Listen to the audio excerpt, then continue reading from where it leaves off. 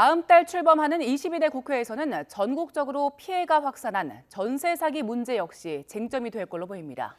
피해자를 지원하는 특별법이 지난해 만들어졌지만 실효성을 보완할 개정안을 놓고 여야의 입장이 크게 엇갈리기 때문입니다. 이경아 기자입니다. 전세 사기 피해자들을 돕는 특별법이 시행에 들어간 것은 지난해 7월.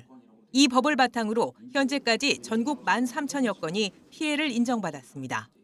하지만 우선 매수권이나 저금리 대출 등 정부 지원 대책을 이용한 경우는 절반 수준입니다. 피해자들은 까다로운 지원 문턱을 넘기가 여전히 어렵다고 호소합니다.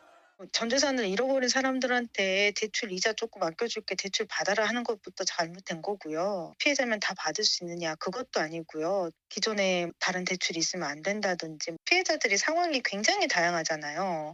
그런데 그 다양한 상황에 유연하게 대처하지 못하도록 지난해 전세 사기 특별법 통과 당시 여야는 6개월 뒤 법안을 손보기로 했습니다. 개정안은 지난 2월 국회 국토교통위원회를 통과했지만 이번 국회에서는 처리가 어려워 보입니다. 피해자의 보증금 일부를 정부가 먼저 돌려주고 나중에 집주인에게 회수하는 개정안 내용에 정부와 여당이 강하게 반대하고 있기 때문입니다. 다가구 주택의 경우 복잡한 권리관계 등으로 특별법의 사각지대에 있다는 지적도 나오고 있습니다.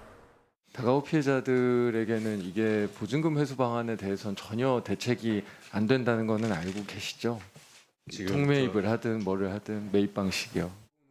특별법 보완을 요구하는 목소리 속에 피해는 전국에서 이어지고 있습니다.